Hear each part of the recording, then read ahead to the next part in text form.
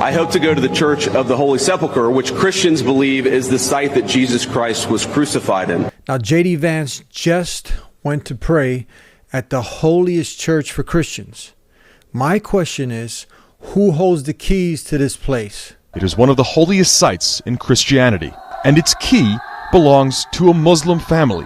وَأَوْفُوا بِالْعَهْدِ إِنَّ الْعَهْدَ كَانَ مَسْئُولًا. What if I told you that the Vice President of America, J.D. Vance, was able to pray at the Church of the Holy Sepulchre in Jerusalem, one of Christianity's holiest sites, because Islam safeguarded and protected this church under Muslim rule? This is history that they don't teach you in school. If Muslims were, as they falsely portray, they would have done what their greatest ally just did to all the mosques and the churches right next to Jerusalem. Now let's rewind the clock. Jerusalem was under Byzantine Christian control before it came under Muslim rule during the time of the Caliph, Khalifa Umar ibn al-Khattab, the second successor of the Prophet Muhammad, peace and blessings be upon him. Now, a lot of people today assume that when Muslims entered Jerusalem, they destroyed all the holy sites. But history says the opposite. This is not true. When Umar arrived in Jerusalem, the Christian patriarch, Sophronius, personally gave him a tour of the city, including his church that J.D. Vance just came from and worshipped in, called the Holy Sepulchre. Inside that church, the patriarch invited Omar. Now imagine, he invited this Muslim, Omar. Inside that church, the patriarch invited Omar, this Muslim, to pray. But Omar refused. Think about that. He refused to pray in one of the holiest places in Christianity. Why? Omar said, if I pray here today, future Muslims might use it as an excuse to take over this church. So instead, he walked outside and prayed on a stone platform nearby so that Christians would keep full ownership of that sacred church. That single decision by a Muslim leader is the reason that church of the Holy Sepulchre today stands, and why J.D. Vance was able to visit and pray there in 2025. And yet Muslims are somehow painted as the enemy with all the hate we see today. You see, if Umar had been like the extremist people accuse Muslims of being today, there would be no church left to visit. But he wasn't. He was just, he was wise. He protected a place sacred to Christians, another faith, because Islam commands the protection of religious freedom. Now back to the question, who holds the keys today? And this is something even more shocking that most people they have no clue about. To this very day, the keys to this church of the Holy Sepulchre are held by Muslims, not Catholics, not the Greek Orthodox, not Armenians, but by Muslims. Did you know that? Let's watch this video.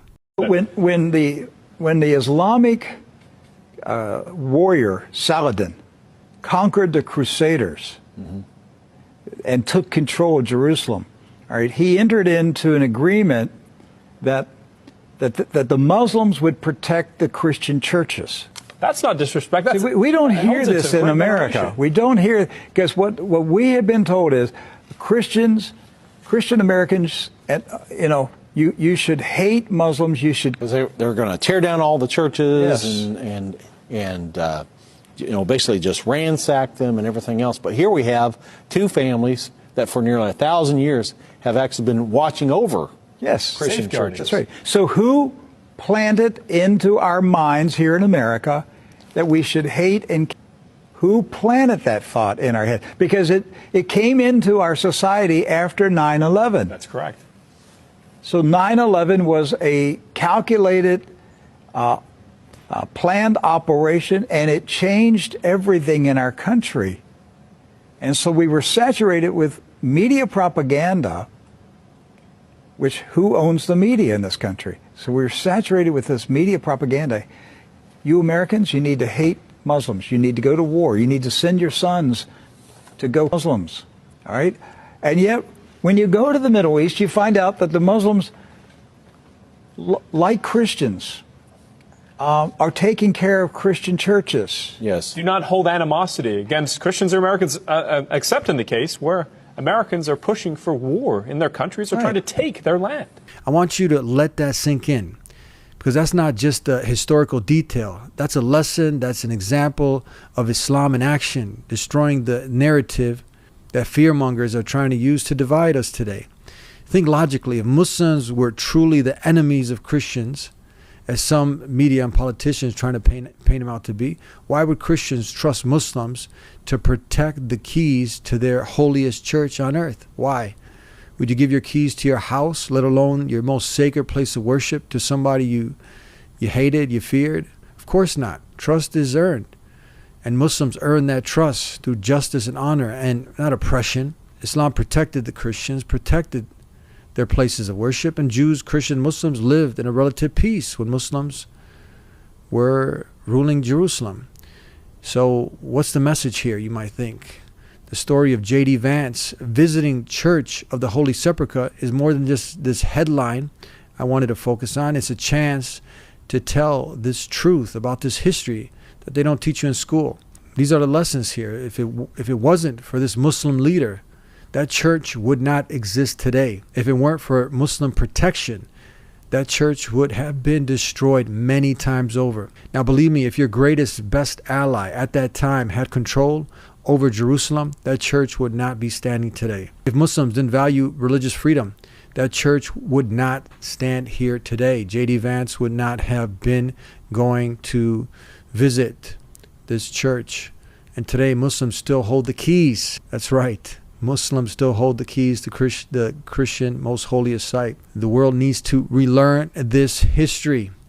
And maybe the world needs to remember that Islam protected Christianity and its holiest church. And maybe, just maybe, truth like this can bring people together and remove that hate. Today I had a conversation with a young Christian who recently visited Muslim countries. He had spent some time there. When I asked him, how was he treated when he was there? He said, great. Hospitality, great.